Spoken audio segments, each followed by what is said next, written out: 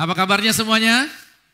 Yes, Tuhan membawa kita dalam kuasanya, dalam mujizatnya, dalam berkatnya yang luar biasa. Nah saudara kasih Tuhan, terus akan diingatkan buat saudara bahwa biarlah Tuhan mengakukan keajaiban di tahun 2024 ini. Selalu percaya, gak ada yang perkara yang mustahil. Tuhan pasti kerjakan perkara-perkara besar buat setiap kita. Makanya di bulan ini kita berbicara mengenai kesaksian hidup kita, word up. Biarlah perkataan kita bukan hanya menjadi kesaksian melalui perkataan, tapi kesaksian kita melalui perbuatan, sikap kita, dimanapun kita berada, biarlah kehidupan kita ini menjadi kesaksian buat orang-orang yang bersama dengan kita. Nah, tema hari ini saudara, boleh siapkan catatan saudara, apa yang saya bawakan hari ini akan menjadi kekuatan buat saudara. Apa yang saya bawakan hari ini akan banyak ayat-ayat yang akan menguatkan Anda, menuntun Anda, memperkuat keyakinan Anda di dalam perjalanan Anda bersama dengan Tuhan. Panggilan dalam prioritas. Dengan keras sama-sama dengan saya katakan panggilan dalam prioritas. 2, 3. Yes. Ketika kita dipanggil, ingat baik, kita dipanggil berarti ada priority yang kita tempatkan di dalam panggilan yang Tuhan sediakan buat kita. Saya mau tanya dulu sama saudara, kalau kita sekarang disebut sebagai orang Kristen, apa artinya orang Kristen? Kira-kira saudara bisa bantu saya. Apa artinya orang Kristen? Apa Kristen artinya? Halo? Apa Kristen artinya? Hah? Yang diselamatkan. Oke, ada lagi? Apa? Pengikut Kristus. Good. Kristen berarti pengikut Kristus. Kalau mimbar ini adalah Yesus, saya mau tanya, kalau mengikut Kristus kita posisinya di mana? Di belakang atau kita ada di depan? Namanya pengikut ada di belakang. Yang punya media sosial, Anda punya followers. Kalau Anda jadi trendsetter, berarti Anda di sini. Apa yang Anda buat, followers Anda segera pengen tahu. Apa yang Anda bikin, diikutin, dilakukan oleh followers Anda. Karena Anda menjadi trendsetter, itu dia. Bahkan sesuatu yang apapun yang saudara posting, para followers Anda akan merasa FOMO. Fear of missing out. Gak mau ketinggalan. Ya itu dia. Ya kan? Banyak orang zaman now kan FOMO ya. Ada berita sedikit langsung blast gitu lah. Buru-buru harus jadi yang terdepan. Saya harus jadi yang terdepan dan lain sebagainya. Ingat baik, posisi kembali. Dia berarti menjadi pengikut. Berarti namanya pengikut, kemana yang memimpin bergerak, dia juga bergerak. Setuju? Oke, kalau yang memimpin ke kiri berarti pengikut kemana? Ke kiri. Kalau yang memimpin bergerak ke kanan berarti pengikut bergerak ke kanan. Itu dulu. Ingat baik, kita menjadi orang-orang Kristen berarti kita pengikut Yesus. Lukas pasal 9 memberikan penjelasan. Di sini saya akan bagikan kepada saudara ada 3 model orang yang ikut Yesus. Ada 3 model orang. Dan 3 model orang ini akan menjadi contoh yang baik sekali buat setiap kita. Ayat 57, ketika Yesus dan murid-muridnya melanjutkan perjalanan mereka, berkatalah seorang di tengah jalan kepada Yesus. Berarti orang ini sudah ada di dalam grup yang berjalan bersama-sama dengan Yesus. Kata dia begini, orang pertama berkata, aku akan mengikut engkau kemana saja engkau pergi. Respon Yesus pada ayat yang ke-58, Yesus berkata kepadanya, serigala mempunyai liang, burung mempunyai sarang, tetapi anak manusia tidak mempunyai tempat untuk meletakkan kepalanya. Itu orang pertama. Lalu orang kedua, sekarang Yesus yang duluan ngomong. Lalu Yesus berkata kepada seorang lain, kamu ikutlah aku. Tetapi orang itu berkata, izinkanlah aku pergi dulu menguburkan bapakku. Lalu ayat 60-nya Yesus berkata, tetapi Yesus berkata kepadanya, biarlah orang mati menguburkan orang mati, tetapi engkau pergilah dan beritakanlah kerajaan Allah di mana-mana. Lalu orang yang ketiga pada ayat 61 dan seorang lain lagi berkata, aku akan mengikut engkau Tuhan, tetapi izinkanlah aku pamitan dahulu dengan keluargaku. Ayat 62-nya, tetapi Yesus berkata, setiap orang yang siap untuk membajak, tetapi menoleh ke belakang, tidak layak untuk kerajaan Allah. Oke, hidup kita ini sebenarnya dipengaruhi oleh apa yang kita pilih. Salah pilih teman, maka hidup kita bisa berantakan. Salah pilih pasangan, kacau rumah tangga kita. Oke? Salah pilih makanan, mules, sakit perut, bahkan bisa masuk perawatan. Jadi hidup kita ini ditentukan oleh pilihan. So pilihan-pilihan kita harus tepat.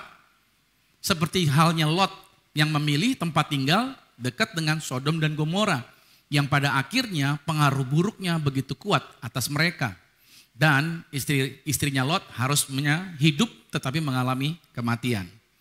Kalau kita lihat dari ayat ini dan kita coba scroll ke atas ke ayat-ayat sebelumnya. Karena Lukas pasal 9 ini ayatnya panjang sampai 60-an gitu saudara.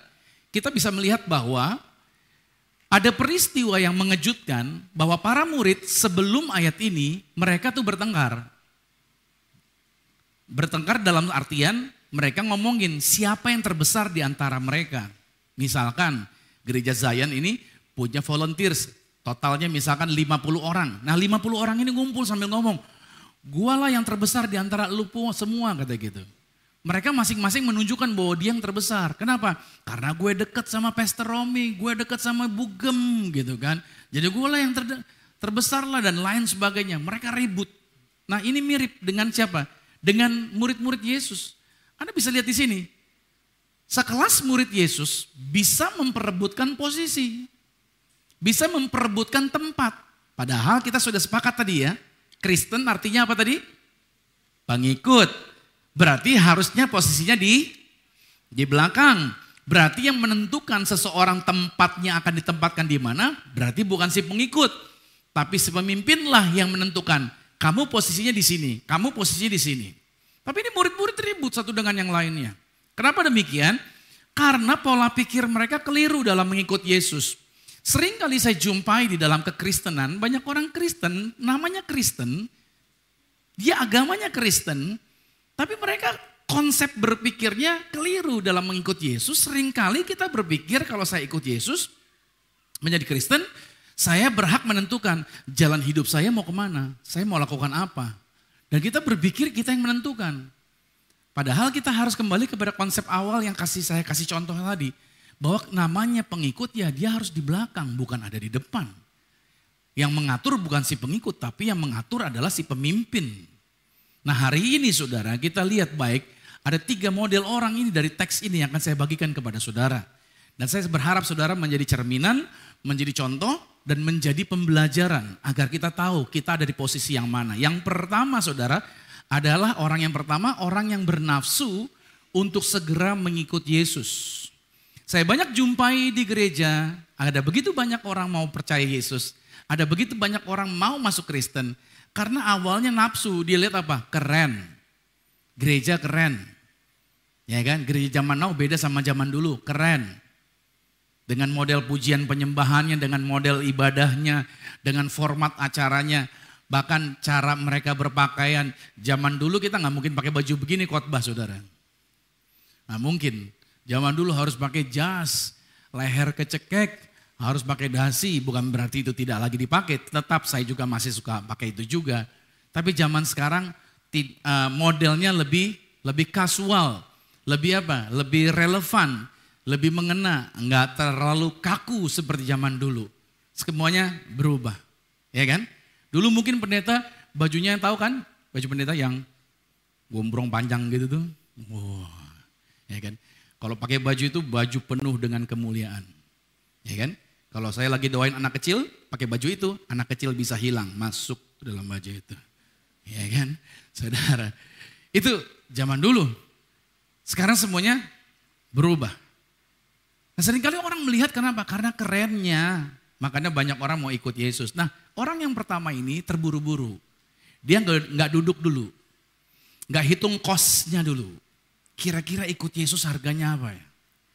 Pernah gak kita berpikir pada waktu kita bertobat percaya Yesus? Pada waktu percaya ikut Yesus. Kosnya apa? Memang pada waktu kita bertobat terima Yesus. Yesus terima kita apa adanya. Good. Tetapi ingat baik. Setelah kita di tangan Yesus, Yesus gak biarin saudara apa adanya. Yesus akan berkata, ikut saya, biar saya bentuk kamu, biar saya bangun kamu. Persoalannya, apakah kita sudah mikir akan Tuhan bawa kemana enggak? Nah ini yang Tuhan tunjukin sama kita. melalui orang yang pertama ini, dalam Lukas 9 ayat 57, orang ini berkata bahwa aku akan mengikut engkau, sama-sama dengan kenceng, bukan kemana saja saya pergi, tapi kemana saja Yesus pergi. Jujur saudara, Tuhan Yesus mengatakan bahwa ikut Yesus, memang kita akan berhadapan dengan hal-hal yang unpredictable. Bahkan kita mungkin akan melewati api, kita akan melewati air yang dalam. Mungkin kita akan berhadapan dengan situasi-situasi yang seperti para rasul, ancaman-ancaman, even berhadapan dengan kematian. Karena saya mau katakan sama saudara, mengikut Yesus memang kita harusnya dibawa kemana aja ya terserah dia sebenarnya. Karena setiap orang akan dibawa Yesus kemana yang Tuhan mau. Kalau saya mau jujur milih, waktu saya bertobat, terus saya pikir saya udahlah, kalaupun pelayanan, saya dulu vokal grup saudara. Jadi saya pertama tuh nyanyi vokal grup. Saya nyanyi isi vokal grup, makanya first impressionnya istri saya itu pada waktu saya vokal grup. Pas dia ulang tahun, saya nyanyi di rumah dia, acara kebaktian. Nah di situ dia langsung lihat, wow gitu. Ya kan, dia langsung gimana gitu sama saya gitu kan. Ya tapi kan perempuan gitu ya, gak pernah menunjukkan cinta duluan, tetap laki-laki duluan ya. Makanya namanya kalau segala sesuatunya pasti deh saudara. Semua harus dimulai dari laki-laki. Makanya kalau di rumah tangga ada problem, yang disalahin pasti laki-laki. Walaupun perempuan salah, tetap yang salah laki-laki. Ya kan? Karena selalu yang punya masalah adalah laki-laki. Gak pernah perempuan. Makanya disebutnya apa? Mas salah. Nah gitu kan. Gak ada mbak salah. Yang ada mas salah. Nah gitu ya. Jadi pastinya cowok yang salah. Nah kembali lagi saudara. Ingat. Ketika saya bertobat. Saya pikir cuma vokal grup cukuplah. Gak taunya Tuhan bawa saya lebih. Jadi singer di gereja. Waduh tegang juga saudara. Saya pikir udah cukuplah di sini lah. Tapi Tuhan gak sampai di situ. Saya bawa ke pemimpin pujian. Itu menegangkan buat saya memimpin pujian. Karena kalau singers itu enak. Yang salah, yang beban tuh yang mimpin pujian. Kita cuma nyanyi, istilahnya begitu. Walaupun salah, rame-rame salahnya. Tapi yang malu ntar ini, yang mimpin pujian. Saya pikir udah aman dah jadi singer. Tuhan bawa jadi pemimpin pujian. Aduh, menegangkan. Dan saya harus belajar lagi. Udah sampai pimpin pujian, Tuhan bawa lagi kemana? Pembicara, ampun deh. Udah jadi pembicara, Tuhan bawa lagi. Pelayanan, pelepasan, pengusiran setan. Waduh saudara. Ini kan lebih tajam lagi pelayanan ke situ. Dan sekarang Tuhan bawa saya kemana? Menjadi gembala. Kalau saya boleh memilih saudara, saya gak mau. Tapi ini yang Tuhan mau. Tuhan yang bawa saya. Berarti ayat ini benar. Bahwa kita harusnya mengikuti. Semakin saya dalam perjalanan tahunan saya ikut Tuhan, saya semakin paham. Kita dibawa Tuhan kemanapun Tuhan mau. Kita mengikuti anak domba kemanapun dia berjalan. Wahyu 14 ayat 4 berkata, mereka adalah orang-orang yang tidak mencemarkan dirinya dengan perempuan-perempuan karena mereka murni sama seperti perawan. Mereka adalah orang-orang yang mengikuti anak domba itu kemana saja dia pergi. Saudara dikasih Tuhan, ini dia. Makanya Yesus memberikan sebuah peringatan sama orang yang pertama ini. Kamu mau ikut aku kemana aja? Ini saya kasih contoh sama Yesus bilang gini. Serigala punya rumah, burung punya rumah. Saya kata Tuhan begini, gak punya tempat untuk meletakkan kepala. Berarti Yesus itu apa? Gak punya rumah, dibilang gitu. Dia itu pribadi yang bersedia menanggung kemiskinan dan kekurangan. Karena dikatakan anak manusia tidak punya tempat untuk meletakkan kepalanya. Ini menjadi kegoncangan buat orang Kristen mendengar kata kalimat ini. Hah, kok begitu sih pastor? Apa yang terjadi? Mari kita lihat. Yang dapat kita pelajari, yang pertama adalah apa? Bahwa keadaan berkekurangan yang dijalani Tuhan Yesus di dalam dunia ini. Bahwa Tuhan Yesus sedang menunjukkan, ikut Yesus akan mengalami ini.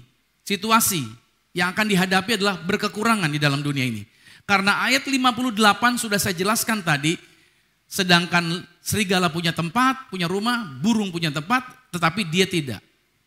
Tetapi di sini Yesus sedang menunjukkan kepada Anda dan saya sebuah ayat yang akan menguatkan orang Kristen. Yesus yang kaya Rela jadi miskin agar kita yang miskin, yang kenceng, agar kita yang miskin. Kalau jadi kaya ngomongnya kenceng saudara. 2 Korintus 8 ayat 9 berkata begini. Karena kamu telah mengenal kasih karunia Tuhan kita Yesus Kristus, bahwa Ia yang oleh karena kamu menjadi miskin, sekalipun Dia kaya, supaya kamu menjadi kaya oleh karena kemiskinannya. Wow, Yesus yang telah menciptakan semua dunia ini, Dia yang bikin semuanya saudara. Dia yang bikin dunia dan segala isinya. Orang dunia pengen terlihat, pengen megah di dunia. Yesus punya segala-galanya. Dia punya segalanya. Tetapi Dia tidak menciptakan rumah bagi diri Dia di dalam tulisan ini. Yesus gak membuat rumah bagi diri Dia. Malahan Yesus menggunakan rumah orang lain buat Dia numpang. Ini diperbuat Yesus untuk membuktikan kasih-Nya kepada kita. Dan apa yang Tuhan maksudkan, Dia ngomong seperti ini kepada orang yang pertama. Bahwa anak manusia gak punya tempat tinggal. Yesus sedang menunjukkan agar orang ini membenci dunia dengan cara yang suci. Maksudnya begini saudara, sorry ya, saya harus jelas, hati-hati nih menjelaskan. Kita tuh diarahin sama Tuhan. Kenapa Tuhan menunjukkan kemiskinannya? Tujuannya agar Anda dan saya tidak menjadi orang-orang yang jatuh cinta dengan apa yang ada di dalam dunia ini. Kenapa? Karena Alkitab berkata, langit dan bumi akan lenyap. Yesus sedang menunjukkan kepada kita agar pandangan kita terus-menerus diarahkan bukan kepada pencapaian, bukan kepada harta milik apa yang ada di dunia ini, tetapi arahin pandangan kita hanya kepada Yesus. Saya pernah khotbahin, this too shall pass. Saudara, apa yang kita punya di dalam dunia ini suatu hari akan kita tinggalkan. Tetapi kalau kita jatuh cinta sama apa yang ada di dunia ini, kita sulit ikut Tuhan. Percaya deh. Itu yang Yesus maksudkan. Bukan berarti saudara dibikin miskin, gak punya rumah, gembel gitu. Bukan maksudnya itu. Punya rumah, punya kendaraan, punya deposito, punya usaha, pencapaian, karir, kedudukan, prestasi. Itu semua adalah efek samping. Maksud Tuhan Yesus, jangan kamu fokus di situ. Fokuslah kepada aku, kata Tuhan Yesus. Amin. Ketika kamu berjalan mengikut Yesus, fokuslah sama Yesus. Ini yang lain, ini yang akan Tuhan sediakan hanya sebagai pendamping aja. Berkat tambahan aja. Itu bukan yang utama. Makanya Rasul Paulus pun berani berkata bahwa sampai hari ini pun, kata Paulus apa? Kami pun tidak punya tempat tinggal. Nih lihat nih 1 Korintus 4. Sampai pada saat ini pun kami lapar, haus, telanjang, dipukul, dan hidup bergembara. Paulus orang kaya, terkenal. Tapi pada waktu ikut Yesus, dia berani ngomong gini. Kenapa demikian? Karena Yesus yang bilang, serigala punya liang, burung punya sarang. Tapi anak manusia gak punya tempat. Paulus berani memperkatakan ini. Sudah sepantasnya kita merasa puas. Puas apa? Puas menjalani keadaan seperti Yesus. Dalam artian apa yang Tuhan percayakan buat Anda? Puas. Gak usah terpengaruh dengan pencapaian orang. Oke. Seringkali di dunia ini sedang menyetir kita. Ayo tingkatkan prestasi kamu. Lihat no teman kamu udah bisa punya Mercy S-Class. Tingkatin lagi penjualan kamu. Ayo. Tuh dia udah bisa beli rumah. Harga 15 M.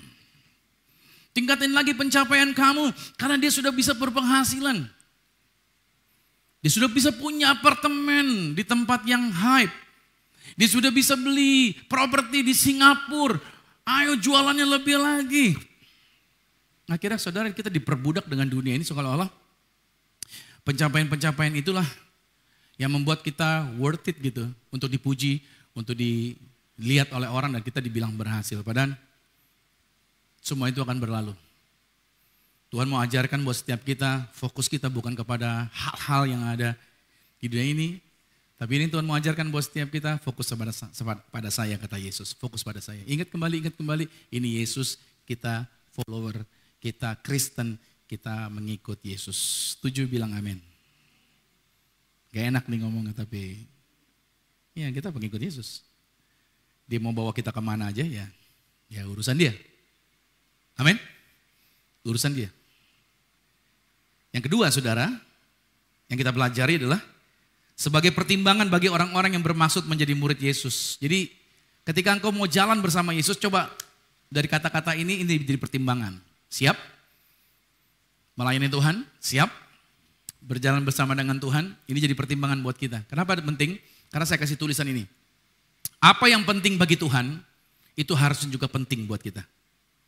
Apa yang kurang penting bagi Tuhan, maka itu pun juga kurang penting bagi kita. Kalau Tuhan bilang satu jiwa itu berharga di mata Tuhan, berarti penting. Kalau itu penting buat Tuhan, berarti juga penting buat kita. Jadi kalau ada satu jiwa pun, kita harus layani loh saudara. Itu penting. Amin. Amin. Kalau Yesus bilang berdoa itu penting, berarti buat kita doa itu juga apa? Penting. Jadi apa yang Yesus bilang, gak penting dipuji orang. Orang puji gak penting. Berarti itu juga menjadi hal yang gak penting buat kita. Mau orang terima kasih kek, mau orang gak puji kita kek, gak penting. Jadi saudara harus tempatkan ini nih. Mana yang penting menurut Yesus itu yang kita kejar, itu yang penting. Mana yang gak penting menurut Tuhan juga gak usah, itu gak penting juga. Amen. Yes. Jadi ini jadi pertimbangan buat kita. Jadi artinya kita agar menjadikan begini, gak ada yang lebih penting daripada sorga. Dan itu yang menjadi pengejaran kita. Persoalannya kita seringkali mencampur adukan, yaitu pengakuan kekristenan dengan keuntungan-keuntungan duniawi. Jangan dicampur. Keuntungan duniawi itu hanya efek samping. Pengakuan kita datangnya dari Tuhan. Bilang amin dulu nih. Jangan sampai saudara jadi Kristen agar diakuin sama orang dunia, agar diakuin sama keluarga. Wah hebat ya, udah pelayanan, wah luar biasa ya. Itu efek samping, jangan kejar itu. Yang dikejar adalah pengakuan Tuhan. Engkau hamba yang baik, kau telah setia dengan perkara kecil, aku percayakan kau perkara yang besar. Bilang amin lagi nih. Itu yang harusnya kita kejar. Karena di dalam mengikut Kristus saudara, maaf ya, kita akan ketemu dengan banyak masalah. Bahkan banyak penderitaan. Kita harus berani menyangkal diri. Bukan saya yang hebat, tapi Tuhan yang hebat. Dan kita harus memikul salib kita. Jujur ketika saya jadi hamba Tuhan, daging saya setiap harinya tuh semakin dikerat sama Tuhan. Semakin dikerat, semakin dilepas. Itu dia. Dan gak nyaman memang, tapi harus dilakukan seperti itu. Sometimes, saudara yang terjadi adalah apa? Tuhan buat kita tuh, apa ya? Sumber berkat kita itu seperti ditahan sama Tuhan. Untuk belajar mengucap syukur dengan hal yang sederhana. Bukan Tuhan bikin Anda susah, enggak. Tapi Tuhan bikin terbatas. Proyek-proyek yang tadinya datang tuh kayaknya ditahan sama Tuhan agar mata kita terus terarah kepada Tuhan. Dan percaya dengan berkat yang ada di tanganmu, engkau tetap bisa bersyukur. Karena sumber berkatmu bukan sama dunia ini, tapi sumber berkatmu adalah sama Tuhan. Wow, amin. Dan tidak enak memang, makanan hari ini keras ternyata buat saudara. Tuhan bawa kita bukan untuk jadi bayi rohani, tapi Tuhan bawa kita untuk menjadi orang-orang yang dewasa rohani. Setuju? Dewasa rohani saudara. Ingat, kita pengikut Kristus. Orang yang model kedua, pengikut Kristus. Orang ini bertekad mengikut Kristus, tapi dia minta izin dulu sehari. Dia minta izin. Coba lihat lagi deh, Lukas 9 ayat 59. Lalu dia berkata kepada seorang lain. Jadi setelah ngomong sama orang pertama, dan orang yang pertama ini akhirnya izin pergi, ciao, gak jadi ikut. Yesus ngomong sama orang kedua, kamu ikut saya. Dia bilang begini, kamu ikutlah aku. Tapi orang itu berkata begini, Tuhan izinkan aku pergi dulu nguburin bapakku. Ya kan? Dan saudara bisa melihat di sini, tadinya orang ini juga pengen mundur saudara, tapi akhirnya ya udah deh, dia sadar. Karena Yohanes 15 ayat 16 berkata, bukan kamu yang memilih aku, tetapi akulah yang telah memilih kamu. Dan akhirnya orangnya sadar, ya iya, memang saya dipanggil Tuhan, memang saya dipilih Tuhan untuk masuk di dalam pelayanan ini. Ya udah.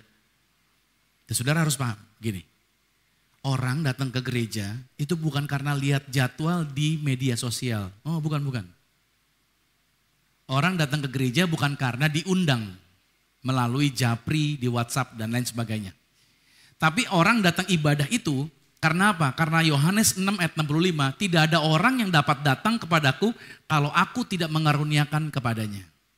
Jadi setiap Anda yang telah datang ke tempat ini, itu artinya kasih karunia Tuhan ada bersama dengan saudara. Berarti saudara disayang Tuhan. Saudara dipilih Tuhan, saudara dicintai Tuhan.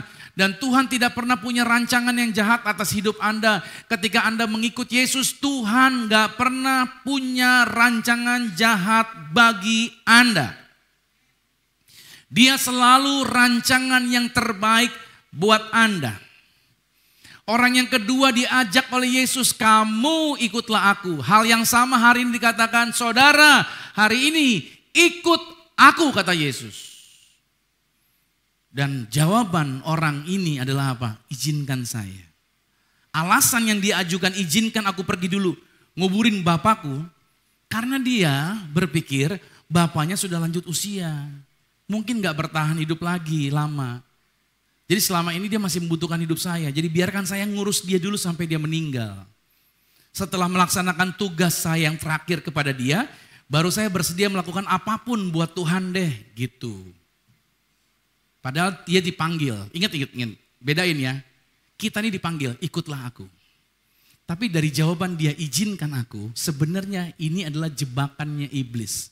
Hati-hati saudara, pada waktu saudara mengikut Tuhan, ada 3 godaan yang akan terjadi buat Anda. Yang pertama godaannya adalah Anda dan saya digoda untuk santai. Atau mungkin ikut Tuhan tapi biasa-biasa aja. Lihat nih, dipanggil tapi untuk biasa-biasa aja. Pada akhirnya ini akan membuat kita kehilangan tujuan, bukan semakin dekat. Salah satu value gereja kita, kalau saudara di luar berdiri, ada poster, ada roll banner yang berdiri, itu salah satunya adalah excellent. Kita menerapkan begini, kalau kamu bisa bikin yang terbaik, kenapa harus yang biasa-biasa? Jangan sampai kita melayani Tuhan dengan biasa aja lah, gak usah terlalu hebat-hebat gitu. Nah, kita tergoda untuk menjadi orang Kristen yang seperti ini. Biasa aja. Padahal Tuhan sudah kasih talenta, Tuhan kasih kemampuan yang luar biasa. Saudara, Anda ikut Yesus, Tuhan akan jadikan Anda dalam versi terbaiknya hidup Anda. Percaya enggak? Pasti saudara. Tuhan enggak bikin Anda menjadi versi yang biasa-biasa. Anda menjadi versi yang terbaik. Nah persoalannya kita gak mau memberikan yang terbaik padahal kita sudah dikasih yang terbaik. Oke, makanya kalau kami berdoa, saya selalu ingetin sama teman-teman volunteers, kalian melayani bukan dari kekurangan, tetapi melayani dari kelimpahan. Apa maksudnya kelimpahan? Kelimpahan itu bukan masalah saya punya banyak harta, bukan. Kelimpahan itu berbicara penuh belas kasih, sama-sama katakan penuh belas kasih. Ya, kalau orang penuh belas kasih, maka apapun yang dia lakukan pasti bukan yang biasa-biasa, pasti yang luar biasa. Kalau orang penuh belas kasih, pada waktu dia punya banyak, yang dia punya dia gak bilang begini, ini punya saya mau simpan, capek saya bikin ini, saya capek carinya. Enggak. Tapi dia akan menggunakan itu sesuai kehendak Tuhan untuk jadi berkat dimanapun dia berada. Amin. Saudara harus paham di sini. Bahwa menjadi orang-orang yang melayani dari kelimpahan itu berarti dia penuh dengan belas kasih. Ketika dia nolong orang, dia gak nolong biasa-biasa. Dia all out. Ketika dia melayani, dia gak biasa-biasa. Dia all out. Itu maksudnya. Jadi kalau orang penuh belas kasih, ya kan, apapun yang dia kerjakan, dia all out. Yang sering kali ribut adalah apa di keluarga?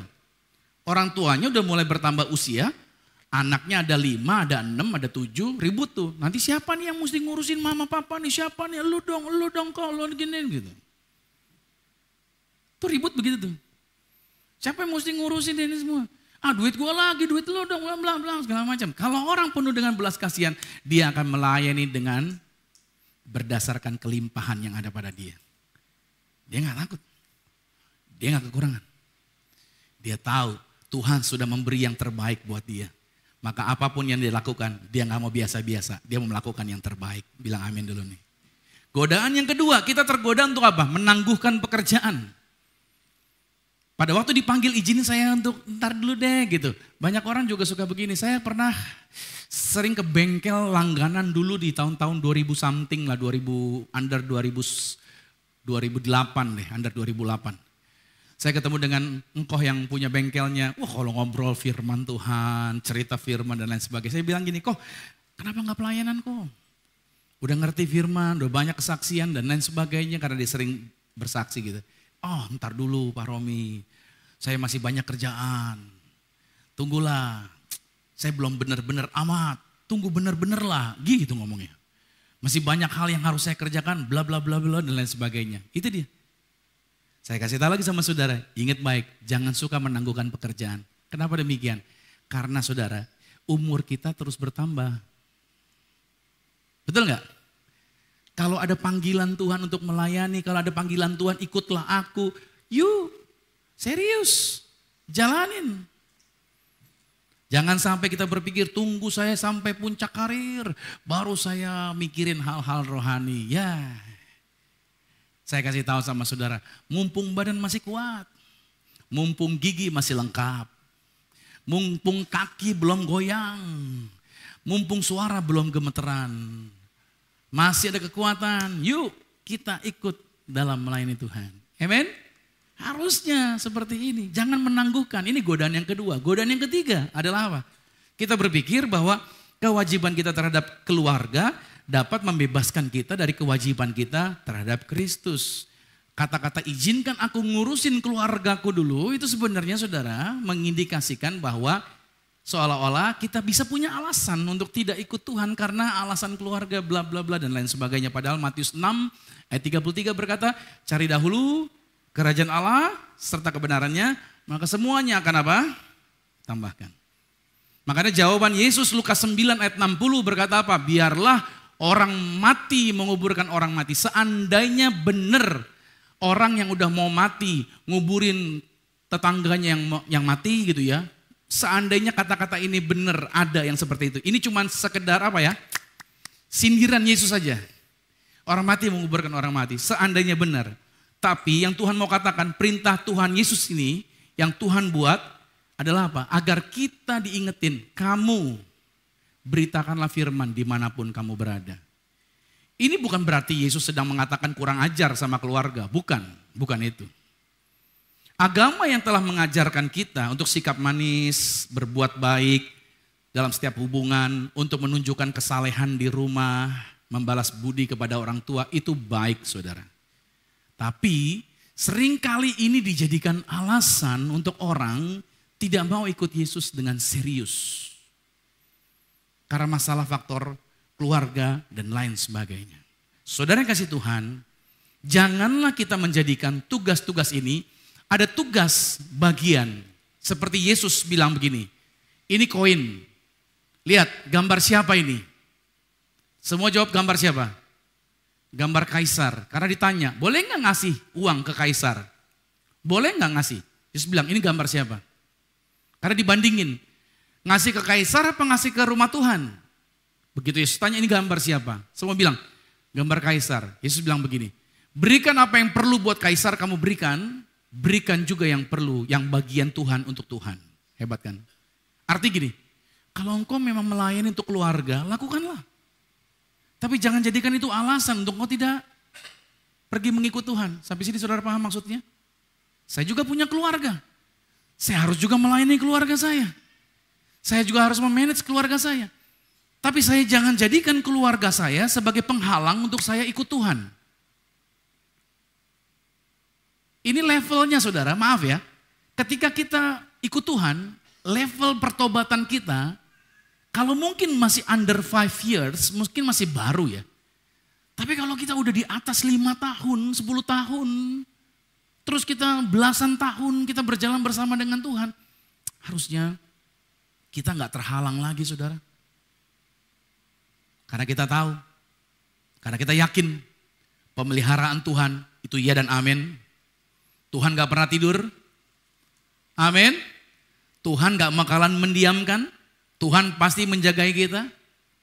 Jangan sampai kita beralasan karena faktor ini tadi yang Tuhan katakan. Dan jika sampai hubungan terdekat dan tererat yang kita miliki di bumi ini dapat menjauhkan kita dari kasih Kristus, Berarti kita membutuhkan suatu semangat lain lagi. Untuk kita bisa semangat lagi melayani Tuhan. Ulangan 33, lihat yang dilakukan Lewi. Ayat 9. Yang berkata tentang ayahnya dan tentang ibunya, aku tidak mengindahkan mereka yang tidak mau kenal saudara-saudaranya dan acuh tak acuh terhadap anak-anaknya. Sebab orang-orang Lewi itu berpegang pada firman-Mu dan menjaga perjanjian. Orang Lewi itu dipanggil untuk melayani Tuhan. Apapun yang terjadi, dia fokus untuk melayani Tuhan. Saya percaya sampai hari ini keluarga saya, anak-anak saya terpelihara sempurna. Saya melayani Tuhan. Saya tidak terhilang, anak-anak saya tetap jaga, kontrol, ngobrol sama mereka, awasin mereka. Tapi saya fokus terus untuk pelayanan ini jangan sampai kendor. Terus ya. Tapi sampai hari ini saya mau kasih tahu sama saudara, saya puji Tuhan luar biasa. Anak-anak saya semuanya enggak sakit-sakitan. Sampai hari ini sehat semuanya. Anak saya yang cewek apalagi, enggak pernah sakit sampai hari ini. Dari lahir sampai sekarang, enggak pernah sakit. Enggak pernah masuk rumah sakit. Anak saya yang keempat dari lahir sampai sekarang juga enggak masuk rumah sakit. Yang nomor 2 juga. Yang nomor 1 aja yang pernah masuk sekali dirawat di rumah sakit karena tipes. After that, udah selesai. Jadi saya pikir Tuhan, saya gak punya asuransi nih buat anak-anak saya nih Tuhan. Tapi asuransi saya kerajaan sorga. Saya berdoa melepaskan berkat, saya melayani Tuhan, saya percaya keluarga saya Tuhan pelihara. Cari dahulu kerajaan Allah serta kebenarannya, semua akan ditambahkan kepadamu. Dan saya praktekkan dan saya buktikan dan itu berhasil. Itu sebabnya saudara kasih Tuhan, 2 Timotius 2 pada ayat yang keempat, bahwa seorang yang dipanggil Tuhan, dia gak memusingkan masalah penghidupannya. Karena ayat ini berkata, seorang prajurit yang sedang berjuang tidak memusingkan dirinya dengan soal-soal penghidupannya. Supaya dengan demikian dia berkenan kepada komandannya. Yang dipikirin tentang Tuhan, Waktu saya melayani, memutuskan full pelayanan. Keluarga istri saya mungkin bilang sama istri saya, Romi jangan cuma pelayanan, dia harus kerja juga bagaimana kamu hidup dan lain sebagainya. Tapi saya tidak pernah meminta pertimbangan dari keluarga tentang saya melayani Tuhan. Karena saya tahu, saya percaya, saya pegang janji Tuhan. Karena panggilannya kuat di dalam diri saya dipanggil untuk pelayanan. Galatia 1 ayat 15 Paulus bilang begini, ayat ini saya pegang. Tetapi waktu ia yang telah memilih aku sejak kandungan ibuku dan memanggil oleh kasih karunia-Nya, berkenan menyatakan anaknya di dalam aku supaya aku memberitakan dia di antara bangsa-bangsa bukan Yahudi. Maka sesaat pun, lihat kata Paulus, aku tidak minta pertimbangan manusia. Enggak, saya enggak minta pertimbangan manusia. Ketika saya memilih melayani Tuhan, saya percaya Tuhan pelihara hidup saya. Itu contoh orang yang kedua. Contoh orang yang ketiga yang mengikut Yesus adalah bersedia mengikut Kristus tetapi meminta sedikit waktu untuk berpamitan dulu dengan keluarganya. Lukas 9 ayat 61 berkata begini. Dan seorang lain lagi berkata, aku akan mengikut engkau Tuhan, tapi izinkan aku pamitan dulu dengan keluargaku. Waktu Elisa diajak Elia untuk melayani, Elisa bilang, izinkan aku cium bapakku dulu. Ya udah. Habis itu dia baru ikut, diizinin sama Elia. Tapi ini Injil tidak memberikan izin itu, Yesus tidak memberikan izin itu. Injil itu lebih utama dibandingkan pelayanan para nabi. Saya garis bawah ini, pelayanan Injil lebih utama dibandingkan pelayanan para nabi. Makanya dalam teks ini kalau dibikin dalam bahasa Yunaninya dikatakan, apotasastai tois eston oikon mau, dikatakan biarkan aku pergi dan membereskan urusan rumah tanggaku, lalu aku memberikan pengarahan seperlunya kepada keluargaku. Nah, apa maksudnya dari teks ini? Kenapa orang ini minta izin dulu untuk ketemu dengan keluarganya? Karena dia berpikir yang pertama, ikut Yesus pasti susah dan berbahaya.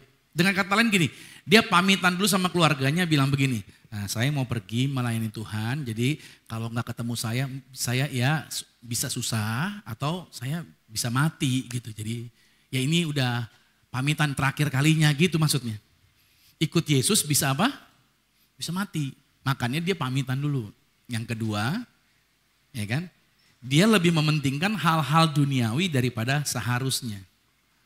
Boleh jadi sebenarnya dia sudah pamitan, tapi dia enggan berpisah gitu loh. Siapa yang pernah nganterin keluarga ke bandara? Mau pergi sekian tahun. Oke, gimana rasanya berpisahnya? Ketika dia pergi, udah pamitan cium-ciuman gitu. belum dipanggil gitu ya. Ya balik lagi gitu, bener gak sih? Salaman lagi, duduk lagi. Kayaknya mau pergi tuh enggan berpisah. Nah orang ini dia sebenarnya dia enggan berpisah dari keluarganya. Dia lebih mementingkan hal-hal duniawinya dia. Dia sulit meninggalkan hal-hal duniawinya untuk ikut Tuhan. Ini model orang yang kedua seperti itu.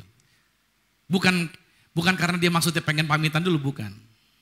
Nah yang ketiga alasannya, dia bersedia memasuki godaan yang menghalangi tujuannya. Ini godaan yang ketiga, bicara apa? Bahwa dia kembali kepada keluarganya, padahal tujuannya agar apa? Agar keluarganya nahan dia. Udahlah, gak usah pelayanan dulu, ntar aja. Masih banyak hal yang harus dikerjain, udah sini dulu, udah gitu. Saudara mau serius, ikut Tuhan, udah dipegangin terus gitu. Karena kita membiarkan diri kita untuk digodai untuk tidak bergerak gitu seperti yang Tuhan mau. Tuhan itu tidak membiarkan Anda di level yang sama. Terus diangkat naik. Ingat, ikut Tuhan gak nyaman, gak aman, ada tantangan, itu biasa. Dan sebagai pengikut Kristus, kita di belakang Yesus, kita harusnya bergerak kemana aja yang Tuhan mau. Amin. Ya kan? Jangan sampai kita keluar dari jalur yang Tuhan sediakan. Respon Yesus dalam orang yang ketiga, Lukas 9 ayat 62. Tetapi Yesus berkata, sama-sama yuk dengan saya, 3, 2 ya. Setiap orang yang siap untuk membajak terus, ia tidak layak untuk kerajaan Allah. Tidak ada orang yang siap untuk membajak dan bermaksud untuk membajak tanah dengan baik sambil noleh ke belakang. Membajak itu gak boleh noleh ke belakang, gak boleh lihat ke belakang. Ini saya kasih gambarnya nih. Ini petani kalau dia membajak sawah, dia harus lihat ke depan. Karena arah mata bajaknya harus sejajar. Harus sesuai jalur. Yang dulu pernah punya kebo di desa pasti ngerti nih. Oke. Dia harus arahin nih. Dan dia harus lihat ke depan. Bayangin dia lagi membajak tanahnya tapi dia nengok ke belakang. Apa yang terjadi? Ini jalannya bisa miring gak? Iya, miring ke kanan. Sedikit aja miring tuh bergeser dari jalur. Iya. Terus dia nengok lagi, balikin lagi. Ntar dia nengok lagi, geser lagi. Jadi setiap kali nengok ke belakang, itu alurnya berubah-berubah. Nah kalau alurnya berubah, apa yang terjadi? Benih yang mau ditanam jadi berantakan. Paham gak itu? Jadi alurnya gak baik. Kalau Anda udah dipanggil untuk melayani Tuhan, pandang terus ke depan.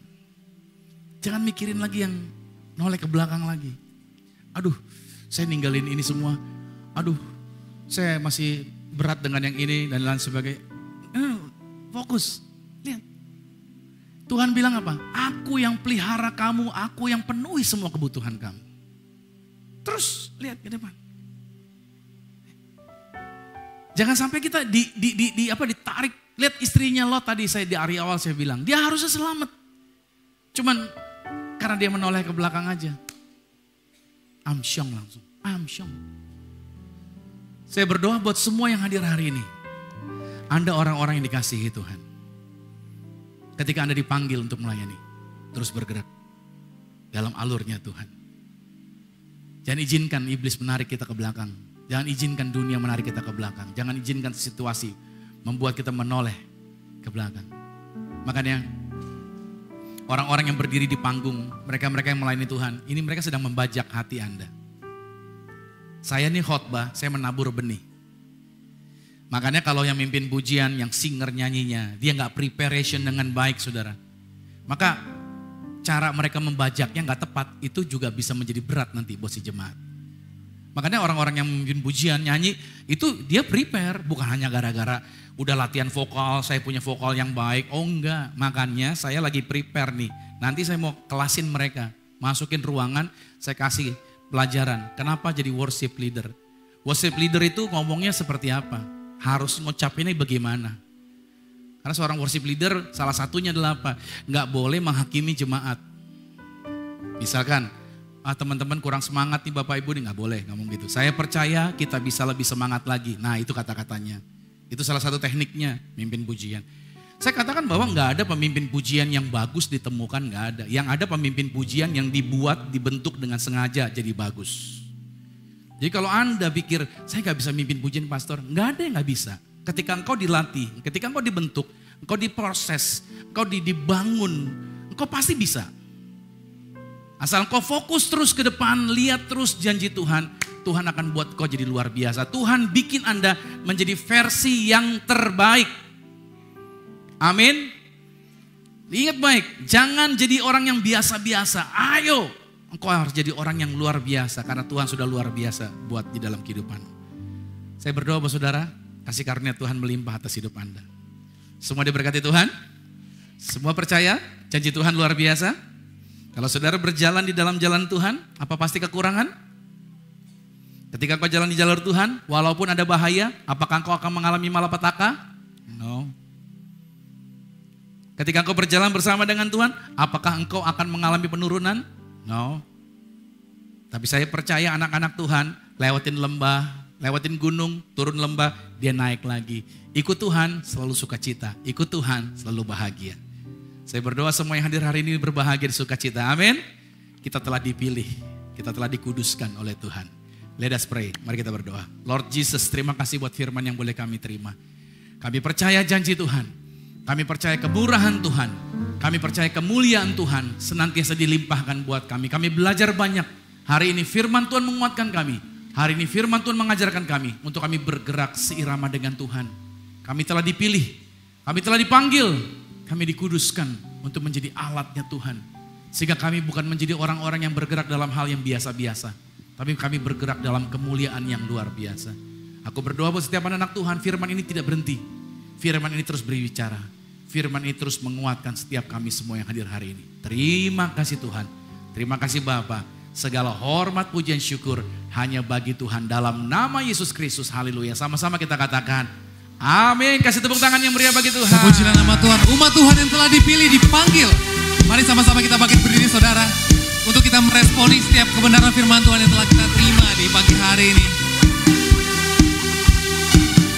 Bersama-sama umat pilihan Tuhan. Let's sing together. Kita dipilih dan dikuduskan untuk memberitakan perbuatannya. Oleh karena itu sekaranglah saatnya. Mari kita semua bangkit katakan Yesuslah Raja pemenang.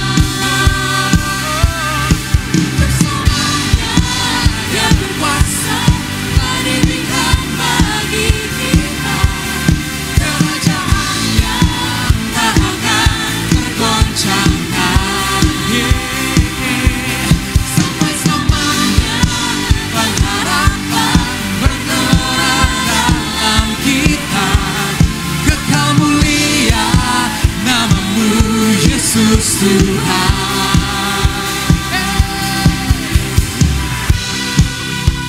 Terima kasih Tuhan, Kau telah memilih kami. Maka dari itu Tuhan, kami berkomitmen Tuhan Yesus, kami mengerjakan panggilan-Mu atas kehidupan kami. Bersama-sama kembali jemaat Tuhan Zion Church. Sing it out.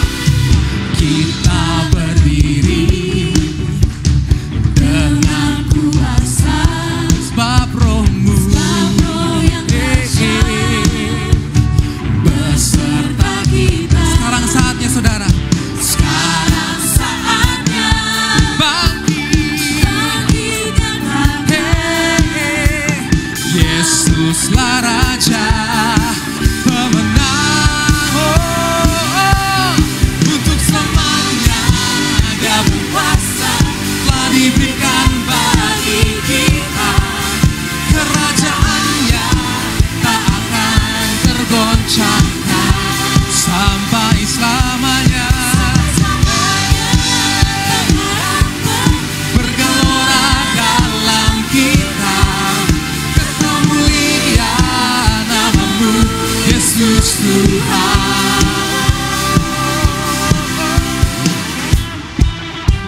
Mari kita bertepuk tangan buat Tuhan. Come on.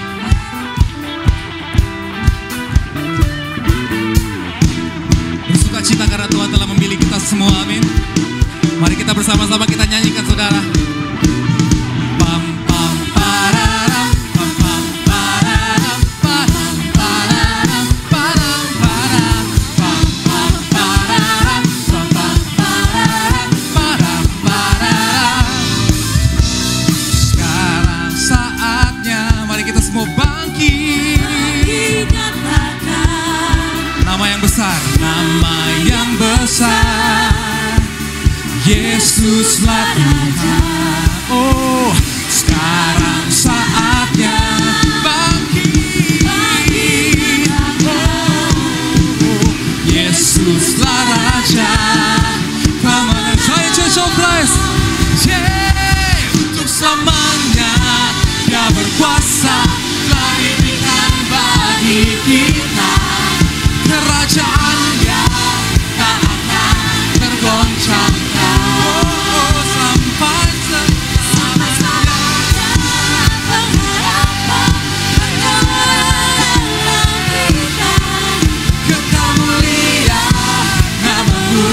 Yesus Tuhan, kekal mulia,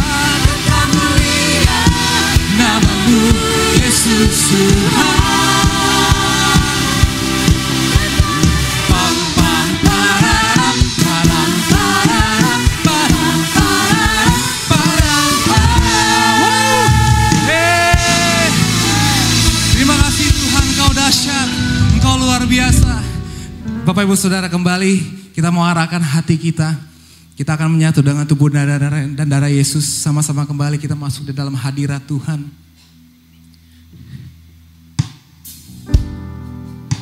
Terima kasih Tuhan buat curahan darah-Mu di atas kayu salib itu Tuhan.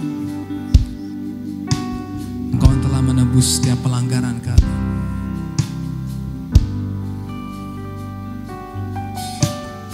Yesus, mati bagiku, hapus dosaku.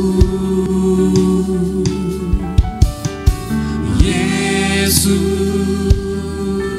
oh, Kau telah bangkit dari maut, beri kemenangan.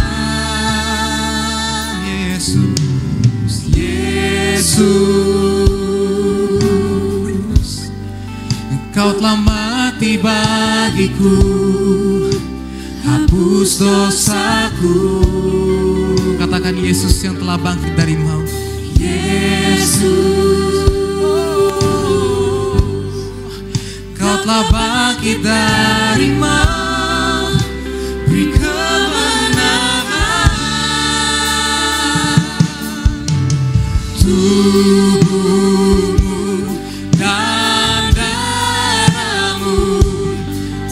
curang bagi kami yang menyucikan,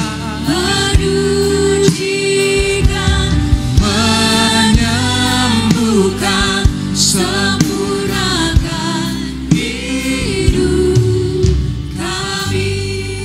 Kita akan masuk dalam sakramen tubuh dan darah Tuhan Yesus Kristus. Saya percaya bahwa setiap firman yang tertulis pada roti tersebut jadi firman yang menguatkan bagi setiap kita. Dan biarlah firman Tuhan ini yang ditaburkan menjadi kehidupan di dalam kehidupan setiap kita yang percaya bahwa barang siapa yang makan tubuh Kristus, barang siapa yang minum darah Yesus, dia ada di dalam Kristus, Kristus ada di dalam dia. Minta apa yang Anda rindukan, apa yang Anda butuhkan, Tuhan pasti menggenapinya. Mari sama-sama kita angkat rotinya di atas kepala. Dengan iman sama-sama saya katakan dalam nama Tuhan Yesus. Inilah roti yang telah turun dari surga, inilah tubuh Tuhan Yesus Kristus yang tergantung di atas kayu salib yang memberikan kami bersama dengan keluarga kehidupan yang kekal di dalam kerajaan sorga. Oleh korban tubuh Kristus, maka mulai hari ini kami menang atas segala virus, menang atas segala penyakit, tidak terkapar di meja operasi. Kami diberkati, umur panjang, tidak sakit-sakitan, tidak terkapar di ruang ICU. Inilah roti yang turun dari surga, inilah tubuh Tuhan Yesus Kristus. Mari kita makan.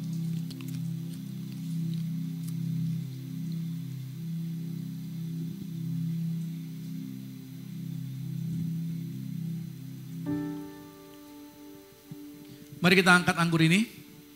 Bersama-sama dengan saya katakan, dalam nama Tuhan Yesus, inilah darah Yesus Kristus, darah yang tercurah, darah yang tertumpah di atas kayu salib sebagai perjanjian yang baru dan yang kekal. Oleh korban darah Yesus, kami bersama keluarga selalu termeterai sebagai warga sorga, dijamin punya rumah di surga, punya rumah di bumi, tidak mengembara, dimanapun berada melangkah, dijagai pasukan malaikat sorgawi. Aku tolak kuasa gelap, tuyul dukun-dukun, roh jahat, kuasa setan iblis, dilumpuhkan, dihancurkan. Kami punya iman, mulut kami diberkati. Apa yang kami minta, apa yang kami doakan di dalam Kristus Yesus Tuhan, digenapi, pasti berhasil. Saudara jangan minum dulu apa yang menjadi kerinduan saudara, apa yang menjadi harapan Anda. Mari lepaskan perkataan doa, nyatakan itu di hadapan Tuhan. Biarkan Tuhan berperkara atas kehidupan Anda. Tuhan tunjukkan jalannya, Tuhan berikan hikmatnya, Tuhan berikan kelepasan bagi setiap anak-anak yang berharap kepada Tuhan. Maka setiap kata kalimat doa mereka digenapi. Tuhan yang buat berhasil, jaminan Tuhan berlimpah atas kehidupan mereka. Mari sekali lagi sama-sama katakan, dalam nama Tuhan Yesus, Tuhanlah yang mengajar. Sakramen tubuh darah Yesus, kuasanya lebih dari roti mana bangsa Israel dalam perjalanan di padang gurun selama 40 tahun. Kasut tidak rusak, bajunya tidak rusak. Artinya kami bersama keluarga diberkati, tidak kekurangan dalam segala mujizat, dalam segala kemuliaan dan kelimpahan di dalam Tuhan. Dalam nama Tuhan Yesus, kami punya iman yang kami pegang, yang kami kerjakan di dalam karir, bisnis, proyek, usaha, studi, pelayanan kami diberkati lipat kali ganda dari berkat tertinggi yang pernah kami raih. Dalam nama Tuhan Yesus, inilah darah Yesus Kristus. Mari kita minum darah Tuhan Yesus.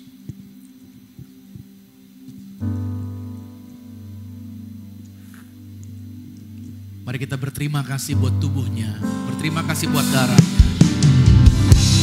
Tubuhmu Yesus menyembuhkanku, darahmu Yesus menyucikanku, ku jadi baru karena kasih-Mu.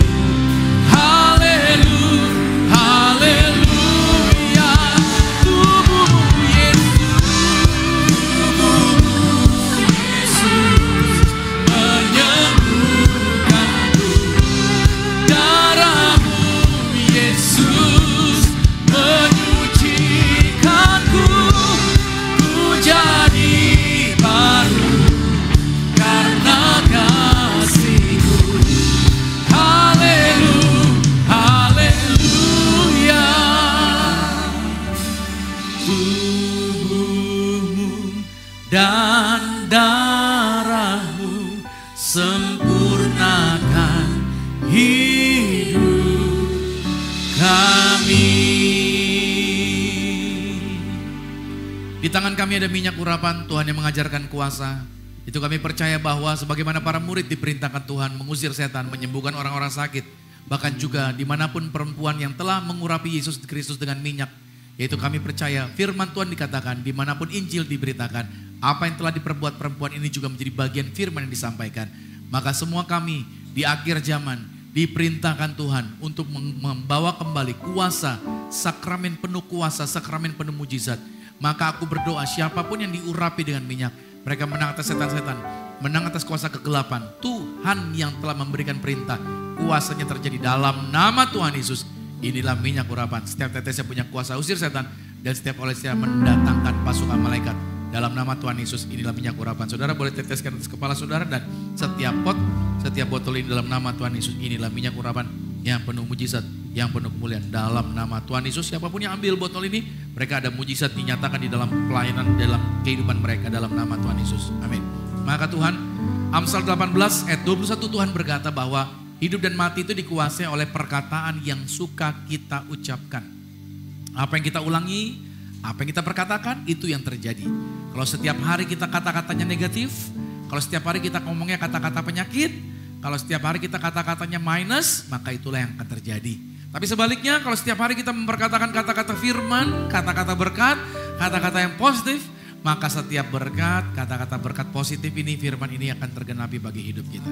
Mari bersama-sama dengan saya kita ucapkan kata-kata berkat ini. Saya diberkati, berkelimpahan, telah ditebus, telah diampuni, dibenarkan, diurapi, disempurnakan, diberi kuasa, hidup dalam kasih karunia, berharga, aman, sehat, penuh kemuliaan, fokus pada Yesus, disiplin, percaya diri, pandai cerdas. Saya diciptakan segambar dan serupa Yesus untuk menggenapi setiap panggilan dan tujuannya atas hidup saya.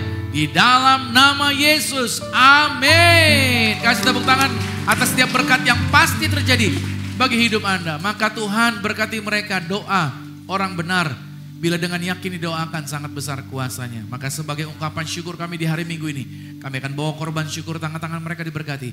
Apa yang mereka persembahkan, apa yang mereka korbankan di rumah Tuhan, tidak pernah kekurangan. Tuhan gantikan yang lipat kali ganda. Orang yang menabur di ladang Tuhan pasti berkelipatan. Dalam nama Tuhan Yesus Kristus, yang percaya diberkati sama-sama dengan saya katakan amin. Kita beri tepuk tangan lagi bagi Tuhan. Silakan duduk kembali saudara. Mari sama-sama kita siapkan untuk kita memberikan yang terbaik buat pekerjaan Tuhan di tempat ini. Kasih Yesus. Kasih Yesus indah dalam hidupku, menghiasi hati dan jiwaku. Ku tak dapat hidup tanpa kasih-Mu, Tuhan. Pegang tanganku sepanjang jalanku. Kasih Yesus indah dalam hidupku, menghiasi hati dan jiwaku. Oh, ku tak dapat hidup tanpa kasih-Mu, Tuhan. Pegang tanganku sepanjang jalanku. Kasih Yesus, kasih Yesus mengalir dalamku seperti sungai yang tak pernah kering. Kasih Yesus membebat hatiku. Dalam kasih-Mu ku merasa teduh. Kasih Yesus, kasih Yesus mengalir dalamku seperti sungai yang tak pernah kering. Kasih Yesus mengalir hatiku. Dalam kasih-Mu ku merasa teduh. Kita beri tepuk tangan yang meriah bagi Tuhan Yesus. Terima kasih buat persembahan syukur Bapak Ibu Saudara, dan Tuhan Yesus Kristus memberkati. Dan satu pengumuman buat saudara bahwa nanti di bulan Juni kami akan mengadakan baptisan selam. Jadi kalau saudara yang belum dibaptis atau keluarga saudara yang mungkin ada yang belum dibaptis, saudara nanti bisa ketemu dengan pengurus kami yang ada di foyer. Dan saudara bisa mendaftarkan diri saudara untuk mengikuti kelas baptisan tersebut. Lalu juga akan ada juga child dedication di bulan ini, di bulan Mei ini, tanggal 26. Tanggal 26 kami akan mengadakan yaitu child dedication, yaitu ibadah penyerahan anak. Jadi kalau anak-anak saudara belum pernah ikut penyerahan anak, biar anak-anak saudara ikut acara ini, didoakan menjadi anak-anak yang the best, anak-anak yang dijaga pasukan malaikat, anak-anak yang diberkati, anak-anak yang penuh dengan mujizat dan kemuliaan Tuhan, agar sejak dari masa kecilnya mereka selalu berkerinduan untuk melayani Tuhan dan memiliki roh takut akan Tuhan ada di dalam hati mereka. Maka hari ini juga akan ada kelas ya, sebentar setelah ibadah ini akan ada kelas untuk para papa mama yang akan mengikuti kelas penyerahan anak. Jadi mereka akan diberikan kelas terlebih dahulu di hari ini. Puji nama Tuhan. Baik, kita bangkit berdiri saudara. Kita akan mengakhiri ibadah kita pada saat siang hari ini. Mari kita berdoa. Tuhan, terima kasih buat setiap berkat yang Tuhan sediakan bagi kehidupan kami. Kami percaya mujizat Tuhan, pertolongan Tuhan, kemurahan Tuhan tidak pernah berhenti atas kehidupan kami. Maka berkati tangan-tangan mereka yang telah memberikan korban syukur. Apapun yang telah mereka korbankan digantikan dengan luar biasa. Berdoa buat semua yang sudah terlibat di dalam pelayanan ini. Berkati semua tim volunteers yang sudah terlibat di dalam pelayanan. Berkati mulai dari tim praise and worship. Berkati yaitu media, operator, logistik, hospitality, guru-guru sekolah minggu, para pendoa syafaat, tim usher yang sudah melayani. Apapun jerih lelah mereka, di bagian apapun Tuhan gantikan yang luar biasa. Berkat berlimpah di dalam segala aktivitas mereka. Berkati juga sepanjang bulan Mei ini, bulan yang diberkati. Apa yang dipegang, apa yang diusahakan, apa yang dikerjakan anak-anak Tuhan, pasti Tuhan buat mereka berhasil. Mereka aman dalam perlindungan Tuhan. Setiap pasangan suami istri damai sejahtera, sukacita, saling mengasihi, saling mengampuni. Selalu ingat kasih mula-mula di dalam rumah tangga keluarga mereka. Kami juga berdoa Tuhan, yaitu memberkati bangsa negara kami Indonesia. Berkat Tuhan ada atas bangsa kami. Kami percaya janji Tuhan, berkat Tuhan ada bersama dengan orang-orang yang ada di bangsa ini Tuhan. Ketika kami berdoa atas bangsa Indonesia, maka berkat Tuhan juga turunlah atas bangsa ini. Dan persiapan pelantikan untuk calon pemimpin baru di tahun 2024, Tuhan buat aman semuanya, damai, sejahtera, sukacita. Terima kasih Tuhan, kami berdoa buat Zion Church of Christ. Kami percaya gereja ini gereja Tuhan. Tuhan yang telah memilih, Tuhan yang telah mempersiapkan segala sesuatunya. Tuhan yang menempatkan kami di dalamnya. Maka kami percaya kami dibawa sampai ke level sekarang, terus bergerak, bukan untuk menyerah, tapi untuk diberkati berhasil. Maka kami percaya Tuhan yang memberkati Zion Church of Christ dengan tempat yang luar biasa. Tuhan persiapkan tempat yang baru yang terbaik. Dan setiap mereka yang telah membantu, mensupport pelayanan ini, Tuhan gantikan yang luar biasa. Terima kasih Tuhan Yesus Kristus. Maka terima kasih Tuhan, sebentar kami akan pulang. Dan kami terima berkat-berkat Tuhan. Kekasih Kristus arahkan hati dan aminkan setiap berkat ini. Diberkatilah engkau di dalam usahamu, diberkatilah engkau di dalam pekerjaanmu, diberkatilah engkau di dalam segala aktivitasmu. Siapapun tinggal dengan engkau pasti diberkati. Keluargamu diberkati, orang tuamu diberkati, saudara-saudarimu diberkati, rumah tanggamu berbahagia. Sekarang terimalah berkat anugerah dari Bapa di surga, cinta kasih di dalam Yesus Kristus, kekuatan penghiburan di dalam kuasa Roh Kudus menyertai, menggurapi setiap kita mulai hari ini. Sampai Tuhan Yesus datang menjemput Anda dan saya, keluargamu dan keluargaku. Kita semua sama-sama menjadi warga kerajaan sorga. Yang percaya sama-sama dengan saya katakan, amin. Selamat hari Minggu, sampai jumpa minggu depan. God bless you. Di hadapan